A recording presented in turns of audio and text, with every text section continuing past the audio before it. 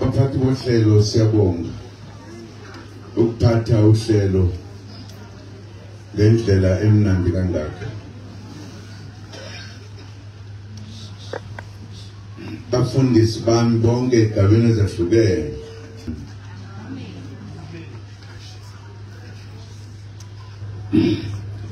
Mancamalala nonke nikhona kanye nehlobo ezikhona okwami uzonibonga kuba nibe nathi ngaleli langa lokuvalelisa umfowethu nabo bonke ke abakhona phakathi kwethu sizonibonga. Ngeke singababongi abaholi umkhonto wesizwe abakanye nathi la. Siyazi ukuthi sabhekene nenkinga kwamanje ngoba asivumelani nezinqumo zalaba abebephethe ukhetho. Sithe noma siyabanqanda ukuthi abangaqali bamemezele hayi bajaha phambili. Sisakhuluma nabo ke ngoba sithi akuhambanga kahle.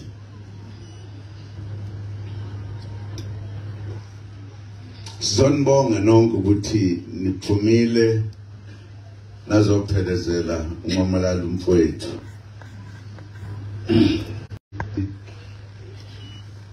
Ayisanikezwa amagama amabutho bayibutho ke lokuthiwa bangindaba ngoba noma babengavunyelwa ukuthi bambize ngegama lokuhlonipha. Lensizwa ke esifihla namhlanje umfowethu bese sithele sobabili nje kuphela kubaba. Abafowethu bonke sabahamba.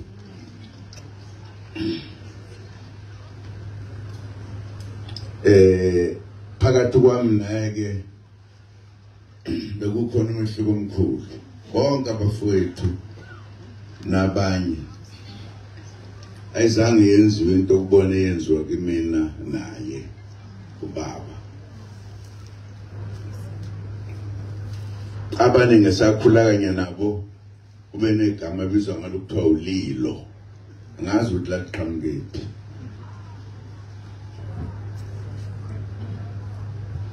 Sazalwa ngokushiyana kancane nje nomfowethu kunenyanga ezimbalwa mhlawumbe eziwu4 ngaphambi kwami. Ezalwa umama umayengwayo kuyena mama umdala wala ekhaya njalo kula simfihla khona lapho somfihla khona ekhaya lethu lalela. Savumelana naye ethine besasela ukuthi siyofihlwa lapha eduze kwababa. Nani nje mase ngihambile noma ngisazohlala iminyaka ngeminyaka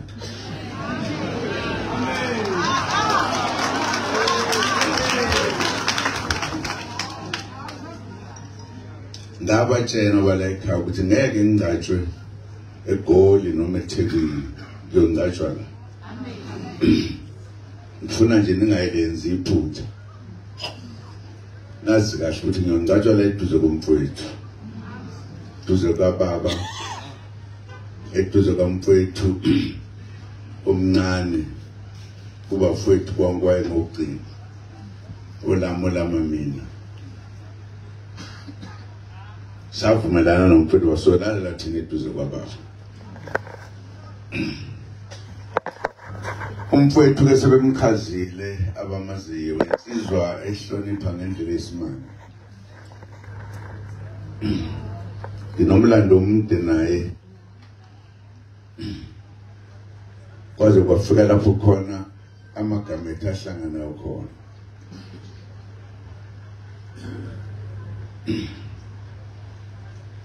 Uqala ke kusasebenza obaba bahamba isikhathi eside.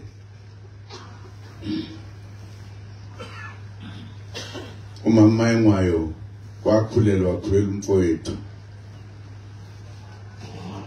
Nomama umzobe wakhulelwa mina. Basiphatha ngezisu singakazalwa. Kwake kuthi ke uma ingane izalwa la yayingaqanjwa umunye umuntu. Yayiqanjwa ubaba kuphela. Ngisho noma ngabe umama wayenalo elakhe. Ngeke aze aniqambe umntwana engakafiki ubaba athi lo engimzela uSibandana. Wabuya ubaba ezeholidini. Wafika sesikhasa sobabili nomfowethu. Singenamagama. Sikhasa ngesehla senyuka sishona lena le. Nje asibuke lokho abafundile aba descendants. Waxoxa nje indaba wathi ngeke ngithule umuntu engigedla engihlekisa. Wayiqamba kubaba ngisho imizi yakhe. Waqamba ngisho lo umzi kababa esihlala kuwo manje ungakabibikho. Ndatha khumuzi la ephuma emzini omkhulu lapha ezalwa khona uzalwa inkosi yala ubaba omkhulu umnyakanye. Esephuma umuzi wakhe sebeqamba imizi wayeseqamba lo mzi wathi usempindla mshaya umzi wakhe akhumuzi kababa wakhe.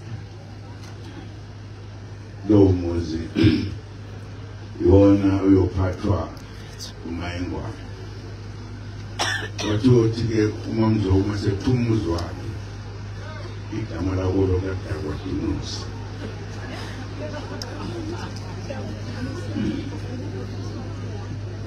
Bonakala wasethi ithina sinomfowethu esexoxa indaba ukuthi ngeke ngithule umuntu engibhehle ngihlekisa. Wasekhomba umfowethu wathi ngeke ngithule. Wakhomba nomathi ubhehle ihlekisa.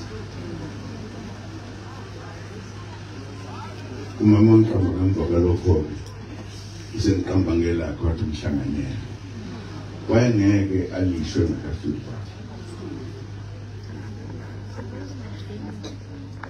Sakhula kanye nomfowethu isikhathi eside sizwana ngendlela yesimanga.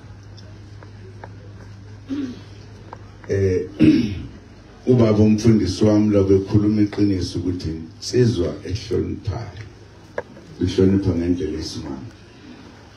Ngelinye ilanga ngangize ngithi ayimfo ungavunyelwa ukuthathelwa abantu inqumo kangaka kodwa ekwenza lokho ngoba ehlonipha. Sesithatha isinqumo sokuthi sizojoyina umbutho wesizwe iANC. Ngami influence umfowethu nje asiyojoyina ndoda. Sebancane singakahlanganisi iminyaka ewu-18. Ngoba bashona sebancane kophoqeleka ukuthi sisheshe sisebenze. Safika laphana kwathiwa iminyaka mingaki ngathatha sasena 16 ayisho na 16. Kodwa sebancane ngeke ngithole ithikithi. Asinibe umfowethu kulonyaka ozayo sizoya lapha.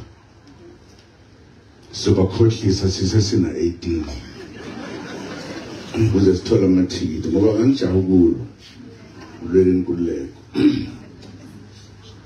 safika nangempela sisuka ukuthi yeah ngaka iminyaka abafana 18 89 nanga bamathingisa wathatha saphuma sigiya kwesitholishe abazi ukuyisena 17 sesixoxela umfowethu ke owayehlakaniphe kakhulu ozala lezi insizwa kade nibizana oh Ray no phula siyamtshela esijoyinile ukuthi hawu isebancane kangaka mvela anzoboshwa no hayi man ayikenobuyiselena emvala amatikiti nisebancane umfowethu ngoba wayihlonipha enakho konke wafuneka kuhlonipha umfowethu abafowethu sasibafuhlonipha njengobaba bakuhlonishwa kanjalo ithe ngihlangana nomfowethu sihlangana naye eThekwini wathi emfo ngilahlile itikiti awuyebona ulilahleleni ayina nomfowethu sikhuzile nje wathi siwalahle idaya ngithiwa kwenziwa lokho ma uyijoyinele la ngabe sivele sikhuluma ukuthi singamtsheni babethetha kabafowethu sibahlonipha kodwa ngathi itikiti lami ngeke yena ngokuhlonipha kwakhe omhlonipha umfowethu sasibahlonipha abafowethu abadala sibahlonipha njengoba sihlonipha ubaba ngoba obaba babebambela amina abafowethu babebambela obaba mase behambile ayikho into esasiyenza uyabona khona abantu abangayazi indaba sisiqalile ukusebenza masihola njalo ngenyanga imali sasisa kumfowethu wayeseduze yena lo owathi ungathathi itikiti yayihlala kuyena uyena wayisitshena ukuthi mawuthi yayisengeboldini mfowethu adoza la ayikhipha imali athi nansi uyabona le uthengo le yendla mawufika ekhaya le yokubuya uze emsebenzini ngeke futhi uthi leni imali yami oyishiyayo ngeke uzumbuze sasihlonipha ngisho ngithi hey namhlanje sekonakala ayibonakala umfowethu sizwana senze yonke into ndawonye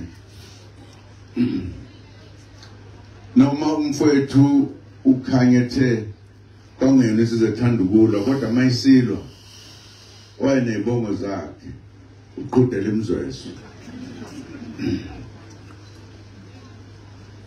angimthanda sikhonzene angithi kuyena manje bengingisho usaba nenhlanhla thina bonke abafowethu baqanjwa nje one by one thina saqanjwa ngesikhathi esisodwa ubaba wathi nazi insizwa zami ungeke ngithule umuntu engigedla engihlekisa basheshe wahamba kubaba emhlabeni sihlala nalensizwa uthando lukababa kuthina lwalukhulu kakhulu asibanga nalo ithuba lokuhlala naye kodwa ithina esihlale sasaba ngabokugcina bahamba bonke ngisho amantombazana ubaba ke wayiqamba eqamba amagama akhulumayo umfowethu nje lo ngithi wayihlupha kakhulu igama lakhe kwakungadlani wayibuza umbuzo ukuthi ngadlani yakho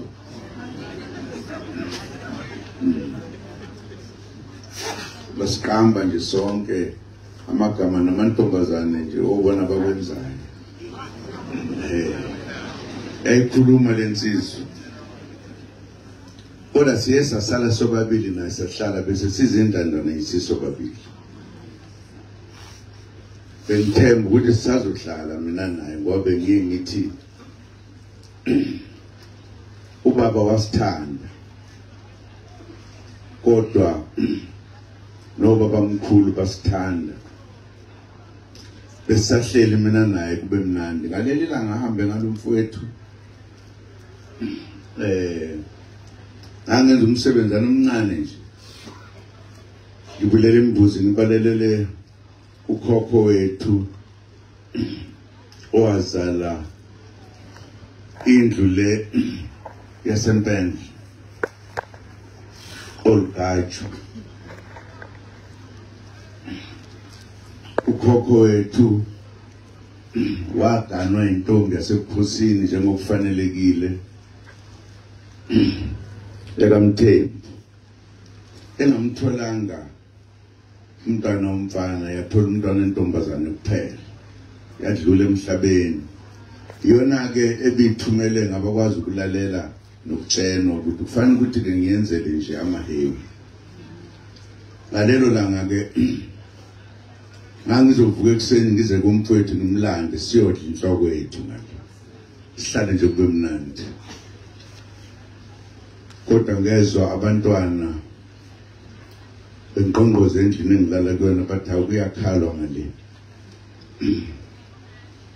ubaba ngavele ngazi basekonakele ngoba impilo yakhe ibingasenhle awungasho ngathi ngavelelwa mina sengizosala ngedwa ngibe intandane ngizoba yini phakathi kwalezi insizwa esazizala ngoba hey njengabanye abantu abafana thina nje zange siyithathe imali yabo siyibeka awangeke uyithinta ngayisenziwa libatshente imali yami ngizoyithini le ndaba ngizosala ngedwa kodwa ngase ngithi okwendalo uNkulunkulu uhamba ngendlela uNkulunkulu ayifuna ngayo ngisazombona ngimbuze ukuthi uvotile indoda awungathi mina ngikakambuza ukuthi uvotile mfowethu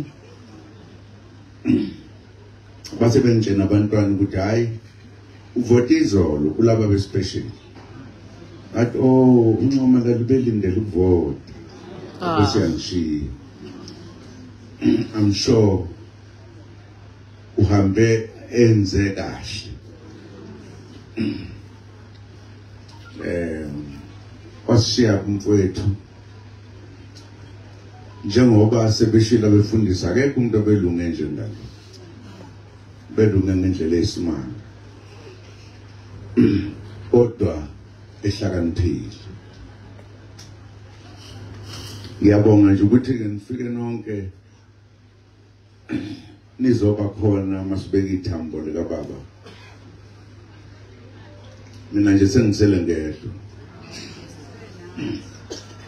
kodwa ngithe ngoba abafowethu abadala ngibanganalo ithuba lokubafihla hayi ke lo sengimfihla lo esazala kanye kanye naye saqanjwa kanye kanye yithi abamagcino siyabonga ukuza ngobuningi benu ikakhulukazi abakaKristu nabesonto likamfowethu abelithanda kakhulu sahlukana phakathi yena waya kaShembe mina ngaya uKristu ke safa kwaubaba owakholwa okade kudinga nje wonke umuntu wakhola wathatha namakhosikazi akhe wafaka enkonzweni sonke bengeke ngimbuze ukuthi wahluka kanjani umfowethu waya kaShembe ngoba ubaba wasibeka la esontweni athi hey noma ngazi ngamthanda uShembe ukuthi kuhle as long as nje sonke siye endleleni eyayiphileni naNkulunkulu ufuna ukunibonga kakhulu ngoba njengoba nizolo umfundisi ekhuluma ngayidla lo nyama uyofika ethi ngisayidle mina ngizidla ayenjena le ngiyabonga kakhulu ukuthi abafundisi bawufakazi bokuthi lensizwa kaBaba ibe umuntu ongcwele bonga kakhulu nabefundisi bami bakaKristu abakhona la ibonge isimanga esenzekile ukuthi siguqule izwe bese libona ukuthi sekuphumile endleleni enizogqula njalo nje ngeke sibadedela abantu ukuthi basihluphe noma sesakhululeka. Ufuna ukunibonga nonke abafikile abaholi kanye nabo bonke nje abakhona abazosiphelezela njengoba sibeka umfowethu. Ihambile insizwa kaBaba sekusele thina soyilandela kodwa nje ngikuqinisile hayi isekhona angindawo hayi angindawo impela.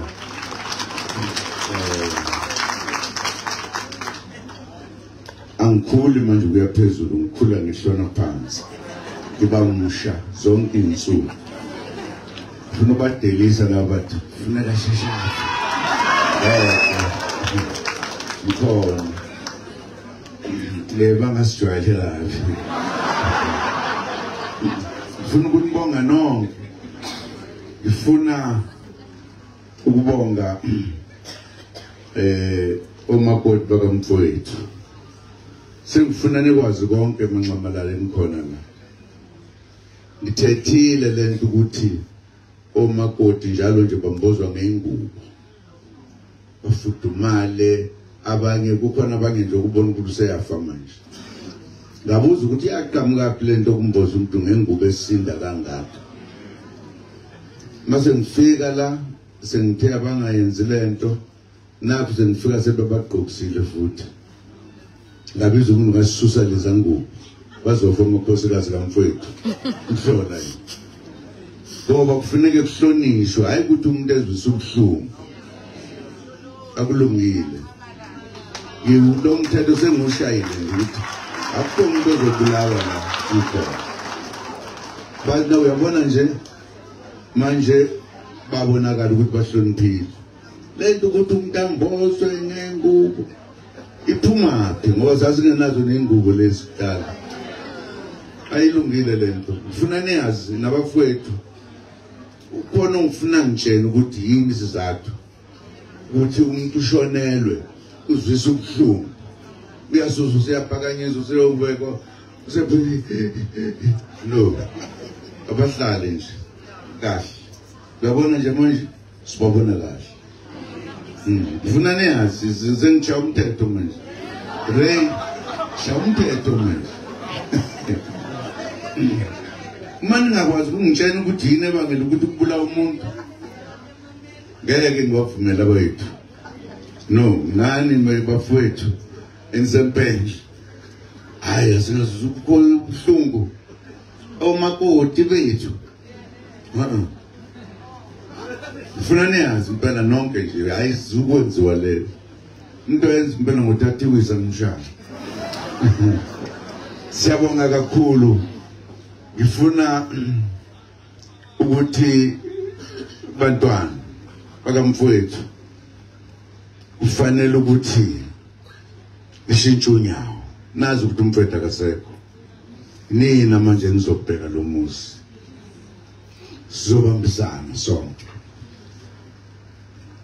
Ngiyabonga kakhulu namakhosi akhona ezile ukuthi dosifihlisa umfowethu abaqhamuke endaweni ezahlukahlukene. Khona nensizwa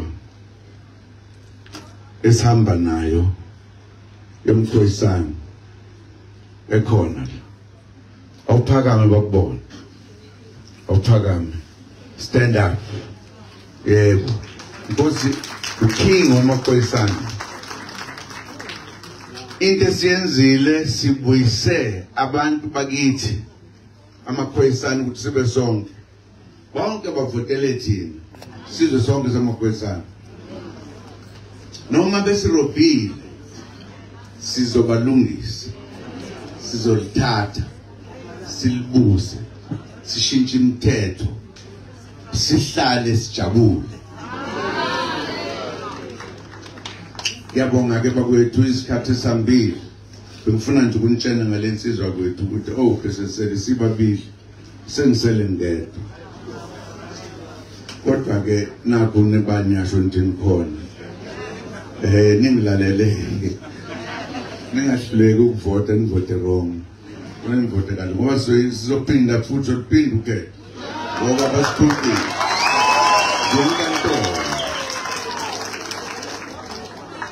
Ngibonga kakhulu bandla, ngibonga nonke, nanonke mnqamalala, namakhosi akhona.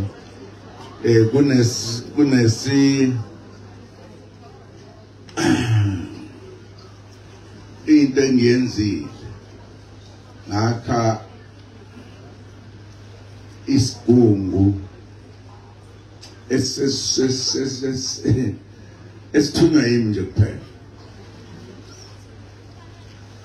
Isigungu engisinikeze igunya lokuthi njengoba kukhona abaholi kuzo zonke lezi ifundazwe bona bangaphezulu yayibhidilisha nje ngesingisi ngoba ngesingisi ngisazi kahle kuthiwa provincial presidential tax team. Presidential tax team. Presidential tax team. Yes. Ukunqanda inkohlakalo nokuxabana. Bamele mina bonke lapho. Ngibenzile e-Eastern Cape, Northwest, KZN, Mpumalanga. Gauteng. Ngoba kukhulu esifuna ukwenza ukulungisa izwe lethu. Asikwazi ukubukela abantu abayizigebengu. Yilabo ke nje ngabekile ukuthi nje othi nje semthatha. Uthi nje semthatha. Kufanele nikwazi lokho. Ngiyakushumayela la ngoba sifuna izwe lethu elipholileyo elinenhlonipho elihlezi kahle. Soqeda igebengu, soqeda yonke into ebheke eceleni. Kukhona abantu ababulala amalungu omkhonto, angazi babulalela. Bona ukuthi izwe selonakala. Kodwa ke sobambisana silungise izwe lethu, silungise ingane zethu. Asikambe mangala ngalokho sizokwenza ukuze siphathe izwe lethu. Ngiyadabuka ukuthi umfowethu uhambe sesifika esigabeni sokugcina sokubiza izwe lethu. Kodwa ke sikhona siyoba phatha kahle sibenze nabo babe ngabantu ebantwini. Hayi abelungu belungwini. Abantu ebantwini. Ngiyabonga kakhulu ke bandla ukuthi nizosibekisa ithambo lika baba ugcina amazwi. Kungeke ngithule lo owazalwa kanye nokudlehlekisa. Uthi seliyoba khona nje lelizwe sesingasekho ngoba yithi ololo uhle ngoba sekunje. Siyabonga bandla asihambeni sombeka mfowethu mfundisi mngani wami yajabula ushumayile washumayila into ezwakalayo uyabona ukuthi umfundisi wasentandla. Siyabonga. Thank you. Bye bye.